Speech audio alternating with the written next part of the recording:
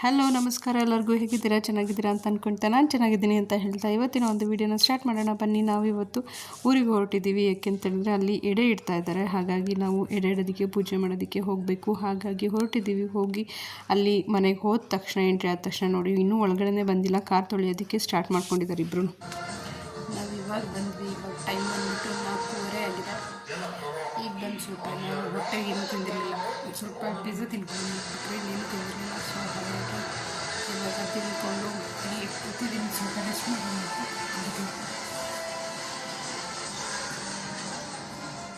Full ಸುಸ್ತಾಗ್ತಿದೆ. ಸ್ವಲ್ಪ ಕೂತ್ಕೊಂಡು ಇವಾಗ ಪಿತೃಪಕ್ಷಕ್ಕೆ ಎಡೆ ಇಡ್ತಾರಲ್ವ, ಆದರೆ ನಮ್ಮ ಗಂಡನ ಮನೆಯಲ್ಲಿ ಆಯುಧ ಪೂಜೆಗೆ ಎಡೆ ಇಡೋದು. ಸೊ ಹಾಗಾಗಿ ಇವತ್ತು ಎಡೆ ಇಡ್ತಾ ಇದ್ದೀವಿ. ಹಾಗಾಗಿ ನಾವಿವತ್ತು ಇಲ್ಲಿಗೆ ಬಂದಿದ್ದೀವಿ. ಸೊ ಏನೇನು ಅಡುಗೆ ಮಾಡಿದ್ದೀನಿ ಅಂತ ತೋರಿಸ್ತೀನಿ. ಇವಾಗಷ್ಟೇ ಬಂದಿದೆ. ಓ ಮಾವ, ನಮ್ಮ ಮಾವ ಕರೀತಿದ್ದಾರೆ, ಏನಂತ ಕೇಳಿಕೊಂಡು ಬರ್ತೀನಿ. ಮಾಡಿದ್ದೀನಿ ಅಂತ ತೋರಿಸ್ಲಾ? ಬನ್ನಿ ತೋರಿಸ್ತೀನಿ. ಅದು ಚಿಕನ್ ಸಾಂಬಾರ್ ಕುದೀತಾ ಇದ್ದೀನಿ. ಕುದೀತಾ ಇದೆ. ಸೊ ಅಷ್ಟರೊಳಗೆ ಅದೊಂದು ಚಿಕನ್ ಫ್ರೈ ಮಾಡಿದ್ದೀನಿ. ಸಕ್ಕತ್ತಾಗಿ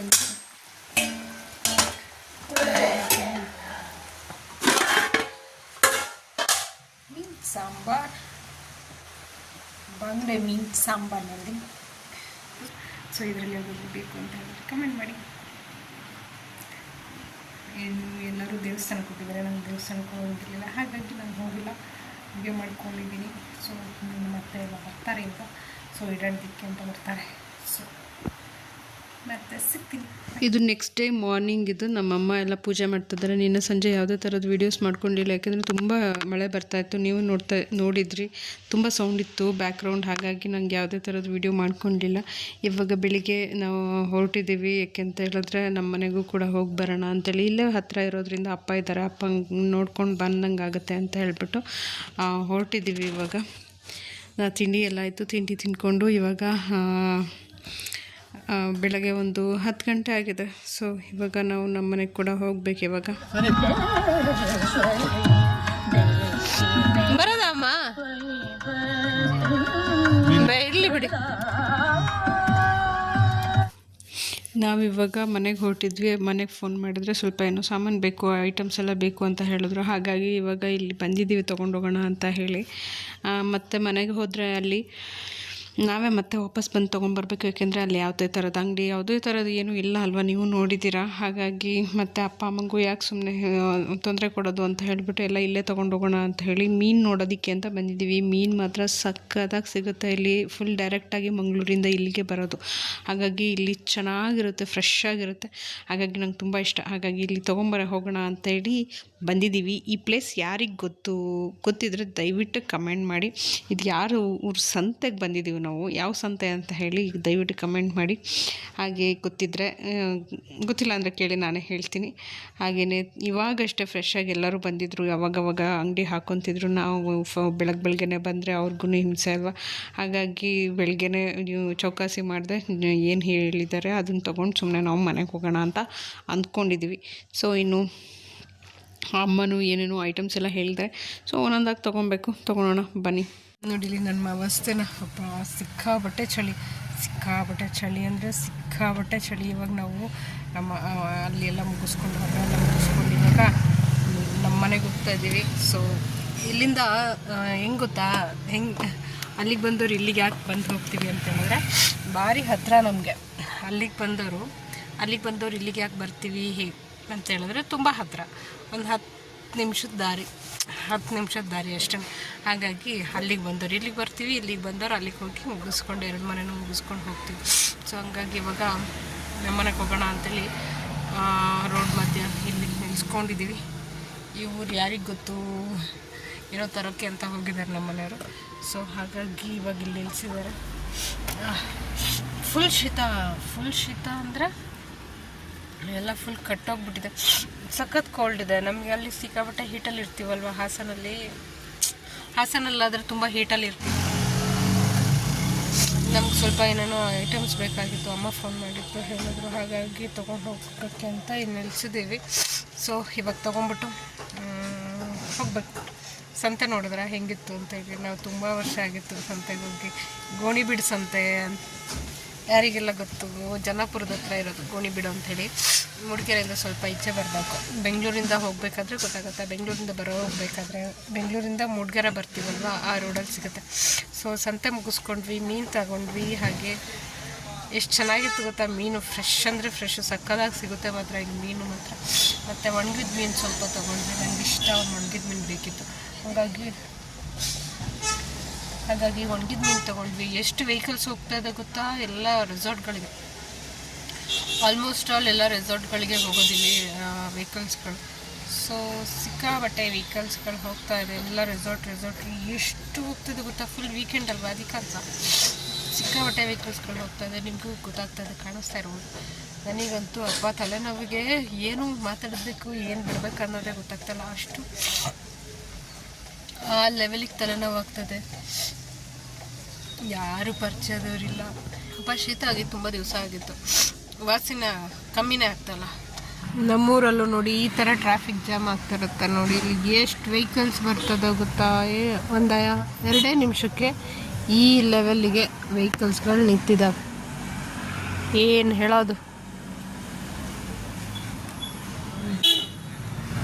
ಇದು ಸಿಂಗಲ್ ರೋಡ್ ಅಲ್ವಾ, ಹಂಗಾಗೋ ಏನೋ ಗೊತ್ತಿಲ್ಲ, ಸಿಕ್ಕಾಬಟ್ಟೆ ವೆಹಿಕಲ್ಸ್ ನಿಂತಿದೆ. ಫುಲ್ ಟ್ರಾಫಿಕ್ ಜಾಮ್ ಆಗ್ದಂಗೆ ಆಗ್ಬಿಟ್ಟಿದೆ.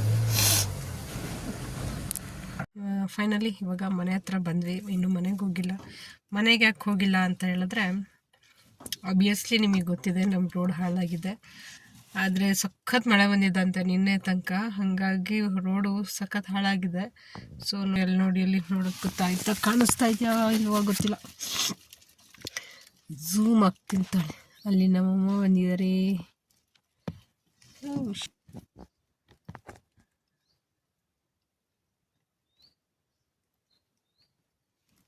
ಅಲ್ಲಿ ನೋಡಿ, ಅಲ್ಲಿ ನಮ್ಮ ರೋಡ್ ಪರಿಸ್ಥಿತಿ ಈ ಥರ ಇರುತ್ತೆ ಮಳೆಗಾಲದಲ್ಲಿ. ನೋಡಿ ಹೆಂಗಿದೆ ಅಂತೇಳಿ. ಇಲ್ಲೇನೋ ಇದೆ, ಅಲ್ಲಿ ನಮ್ಮಮ್ಮ ನಿಂತಿದ್ದಾರಲ್ವಾ, ಅಲ್ಲಿ ಹಾಳಾಗ್ಬಿಟ್ಟಿದೆ, ಸಿಕ್ಕಾಬಟ್ಟೆ ಗೊಚ್ಚೆ ಹಾಳಾಗ್ಬಿಟ್ಟಿದೆ. ಹಾಗಾಗಿ ನೋಡೋದಿಕ್ಕೆ ಅಂತ ಹೋಗಿದ್ದಾರೆ. ಅದು ಚೆನ್ನಾಗಿದ್ರೆ ಹೋಗೋದು, ಇಲ್ಲ ಅಂತ ಹೇಳಿದ್ರೆ ಇಲ್ಲೆಲ್ಲಾದರೂ ನಿಲ್ಲಿಸ್ಬಿಟ್ಟು ಹೋಗೋಣ ಅಂತ ಅಂದ್ಕೊಂಡಿದ್ದಾರೆ. ಸೊ ನಮ್ಮ ರೋಡ್ ಪರಿಸ್ಥಿತಿ ಹಿಂಗಿರುತ್ತೆ ಮಳೆಗಾಲದಲ್ಲಿ. ನಮ್ಮ ರೋಡ್ ಪರಿಸ್ಥಿತಿ ಈ ಥರ ಇರುತ್ತೆ ಮಳೆಗಾಲದಲ್ಲಿ. ಏನು ಮಾಡೋದು ಹೇಳಿ. ಈಗ ಚೆನ್ನಾಗಿದ್ದರೆ ಹೋಗ್ಬೋದು, ಇಲ್ಲ ಅಂದರೆ ಇಲ್ಲ ನಿಲ್ಲಿಸ್ಬಿಟ್ಟು ಹಾಗೆ ಹೋಗೋದು ಅಂತ ಅಂದ್ಕೊಂಡಿದ್ದೀವಿ. ಮನೆಗೆ ಬಂದು ಡ್ರೆಸ್ ಚೇಂಜ್ ಮಾಡಿದ್ದು ಹೆಂಗೋ ನನ್ನ ಮಗನ ನೋಡಿ, ಫಸ್ಟ್ ಮತ್ತೆ ಡ್ಯೂಟಿ ಶುರುವಾಯಿತು. ನಾಯಿ ಹಿಡ್ಕೊಂಡು ತಿರ್ಗೋದಿನ್ನು, ಹೋಗೋ ತನಕ ಇದೇ ಕೆಲಸ ಮಾಡೋದು ಅವನೇನು. ತಾತನ ಹೊರ್ಕೊಳ್ಳಿ, ನಿನ್ನ ತಾತ ಇರಿ ಆಯಿತಾ, ಬರ್ತೀವಿ. ತಾತನಿಲ್ಲೇ ಓಡಾಡಕ್ಕೆ ಇಲ್ಲೇ ಬಾಯ್. ಇಲ್ಲಿ ಸಂಜೆ ಮೊಮ್ಮಗಂಗೆ ಅಂತ ಹೇಳ್ಬಿಟ್ಟು ಚಿಕನ್ನ ಉಪ್ಪು ಸಾಂಬಾರು ಮಾಡಿ ಅವ್ನಿಗೆ ಕೊಟ್ಟಿದ್ದಾರೆ. ಅವ್ನು ತಿಂತಾಯಿದ್ದ. ಹಾಗೆಯೇ ನಮ್ಮಪ್ಪ ನೋಡಿ ಹೇಗಿದ್ದಾರೆ, ಇವಾಗ ಚೆನ್ನಾಗಿದ್ದಾರೆ. ಹಾಗೆ ಹೀಟ್ರು ಇತ್ತಲ್ವ, ಸ್ವಲ್ಪ ಚಳಿ ಅಂತ ಇತ್ತು, ಹಾಗಾಗಿ ನಾನು ಹೀಟ್ರ್ ಹಾಕ್ಕೊಟ್ಟಿದ್ದೀನಿ ಸ್ವಲ್ಪ ಬೆಚ್ಚಗಾಗಲಿ ಅಂತ ಹೇಳ್ಬಿಟ್ಟು. ನಮ್ಮಮ್ಮ ಇಲ್ಲಿ ತೋಟದಲ್ಲಿ ಕಿತ್ಳೆಹಣ್ಣಿದೆ, ಮತ್ತು ತೋಟಕ್ಕೆ ಹೋಗಿಲ್ಲ, ಆನೆ ಗಲಾಟೆ ಅಂತ ಹೇಳಿಬಿಟ್ಟು ಹೋಗಿ ಬರೋಣ ಅಂತೇಳಿ ಕರ್ಕೊಂಡೋದ್ರು. ನಾನು ಮತ್ತು ನಮ್ಮಮ್ಮ ಇಬ್ಬರೇ ಹೋಗಿದ್ದು.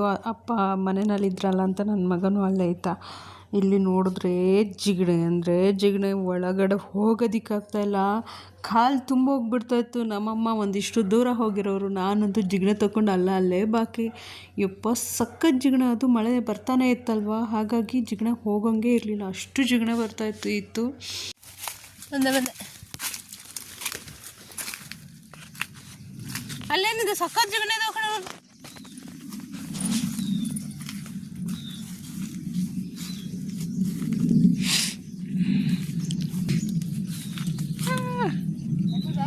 ಜಿಗಣೆ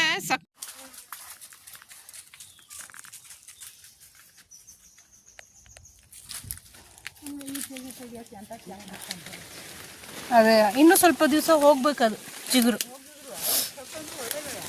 ಇಷ್ಟಿಷ್ಟು ಚಿಕ್ಕ ಚಿಗುರು ಮತ್ತೆ ಬರುತ್ತೆ, ಬರಲ್ವಾ?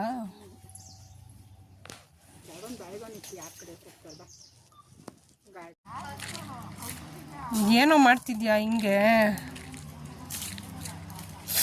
ಅದು ಚಂಡೆ ಇದೆ ಮನೆ, ಅದು ಹಾಕು ಹಾಕು, ಇನ್ನು ಮಗ್ಚಾಕ್ಬೇಕು ಅವಾಗ ಅದು, ಇಲ್ಲಾಂದ್ರೆ ಹಾರ್ಕೊಳ್ಳುತ್ತೆ. ಹಂಗೆ ಹಂಗೆ ಮುಚ್ಚಾಕ್ಬೇಡ, ಮುಚ್ಚಾಕಿದ್ರೆ ಅದು ಹೊತ್ತಲ್ಲ. ನಾವು ತೋಟದಿಂದ ಬರೋಷ್ಟೊತ್ತಿಗೆ ನನ್ನ ಮಗ ಇಲ್ಲಿ ತಾತನಲ್ಲಿ ಒಳಗಡೆ ಮಲಗಿಸ್ಬಿಟ್ಟು ಇವನು ಇಲ್ಲಿ ಬಂದು ಬೆಂಕಿ ಹಾಕ್ತಿದ್ದಾನೆ. ನಾವು ನೋಡಿ ಶಾಕ್. ಏನಾದರೂ ಹೆಂಗೆ ಯಾರಿಗೆ ಗೊತ್ತು ಅಲ್ವಾ, ಮಕ್ಕಳು ಏನು ಬೇಕಾದ್ರೂ ಮಾಡ್ಕೊತವೆ. ಹಾಗೆ ಪುಣ್ಯಕ್ಕೆ ಇಲ್ಲಿ ಎಲ್ಲ ಒಟ್ಟಾಕಿದ್ರು, ಇನ್ನೂ ಮಳೆ ಬರ್ತಿತ್ತಲ್ವ, ಇನ್ನೂ ಒಣಗಿರಲಿಲ್ಲ. ಅದು ಒಣಗಲಿ ಅಂತ ಬಿಟ್ಟಿದ್ರು. ಇವನು ನೋಡಿದ್ರೆ ಅದಕ್ಕೆ ಬೆಂಕಿ ಹಾಕ್ತಿದ್ದಾನೆ. ಅದು ಬೆಂಕಿ ಹೊತ್ತಾ ಇಲ್ಲ, ಏನಿಲ್ಲ ನೋಡಿ. ಇಲ್ಲಿ ನಮ್ಮಮ್ಮ ಒಂದಿಷ್ಟು ದಾಸವಾಳ ಗಿಡ ಹಾಕಿದ್ದಾರೆ ನೋಡಿ, ಎಷ್ಟು ಚೆನ್ನಾಗಿದೆ ಹೂ ಅಲ್ವಾ. ಯಾಕೆ ಬಂದೆ? ಚೈನ್ ತಗೊಂಬಂದ. ನಾವೀಗ ಒಂದೆಲ್ಗೆ ಸೊಪ್ತರೋಣ ಅಂತ ಹೋಗ್ತಾ ಇದ್ದೀವಿ. ತಾತನ ಕರ್ಕೊಂಬ ಹೋಗಿ. ನನ್ನ ಮಗ ಬರೀ ನಾಯಿ ಹಿಂದೆನೇ ಇರ್ತಾನೆ. ಪಾಂಡು ಬಂದತ್ತು. ನಾನಿವಾಗ ಹೆರ್ಬಲ್ ಏರ್ ಆಯಿಲ್ ನಾನು ಮನೆಯಲ್ಲೇ ರೆಡಿ ಮಾಡೋದು, ಹಾಗಾಗಿ ಎಲ್ಲ ಸೊಪ್ಪು ಬೇಕಾಗಿತ್ತು, ಹಾಗಾಗಿ ತೊಗೊಳಕ್ಕೆ ಅಂತ ಬಂದಿದ್ದೀವಿ. ಸೊ ಒಂದೊಂದಾಗೆ ಕಲೆಕ್ಟ್ ಮಾಡ್ತಾ ಇದ್ದೀನಿ. ಇಷ್ಟು ಬೇಕಾ?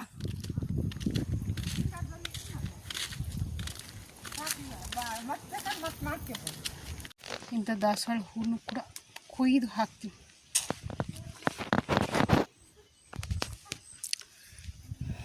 ನಾನು ಬಂದಿದ್ದೀನಿ ಸೊಪ್ಪು ಮತ್ತು ಇದು ಏನು ಸೊಪ್ಪಿದು, ದಾಸವಾಳ ಹೂ ಮತ್ತು ದಾಸವಾಳ ಎಲೆ ಕುಯ್ಕೊಂಡು ಹೋಗೋಣ ಅಂತ ಹೇಳಿ. ಇಲ್ಲಿ ಮೇಲೆ ಫುಲ್ ಅದೇ ಇರೋದು, ಹಾಗಾಗಿ ಕುಯ್ಕೊಂಡು ಹೋಗೋಣ ಅಂತ ಬಂದಿದ್ದೀನಿ. ಇಷ್ಟು ಕುಯ್ದಿದ್ದೀನಿ ಸಾಕು, ಬರೀ 1 ಲೀಟ್ರ್ ಕಾಯಿಸೋಣ ಅಂತ ಇದ್ದೀವಿ. 1 ಲೀಟ್ರಿಗೆ ಇಷ್ಟು, ಇಲ್ಲಿ ಇನ್ನೂ ಸ್ವಲ್ಪ ಜಾಸ್ತಿ ಕುಯ್ದಿದ್ದೀವಿ. ಹರ್ಬಲ್ ಹೇರ್ ಆಯಿಲ್ನ ನಾನು ಮನೆಯಲ್ಲೇ ರೆಡಿ ಮಾಡೋದು, ತುಂಬ ವರ್ಷಗಳಿಂದ ನಾನೇ ಮಾಡ್ತೀನಿ. ಹಾಗೆ ಯಾರಿಗೆಲ್ಲ ನನ್ನ ಹರ್ಬಲ್ ಹೇರ್ ಆಯಿಲ್ ಯಾರಿಗಾದ್ರೂ ಬೇಕಾದರೆ ದಯವಿಟ್ಟು ಕಾಂಟ್ಯಾಕ್ಟ್ ಮಾಡಿ. ಹಾಗೆ ನಾಳೆ ಹೇಗೆ ಹರ್ಬಲ್ ಹೇರ್ ಆಯಿಲ್ನ ನಾನು ರೆಡಿ ಮಾಡ್ತೀನಿ ಅಂತ ನನ್ನ ಜೊತೆ ಹೇಳ್ತೀನಿ. ಸೊ ಇಷ್ಟೆಲ್ಲ ಸೊಪ್ಪನ್ನ ಕಲೆಕ್ಟ್ ಮಾಡಿದ್ದೀನಿ ಬರೀ 1 ಲೀಟ್ರ್ ಎಣ್ಣೆಗೆ. ಸೊ ನಾಳೆ ಇನ್ನೊಂದು ವೀಡಿಯೋದಲ್ಲಿ ಸಿಗ್ತೀನಿ. ನಮಸ್ಕಾರ.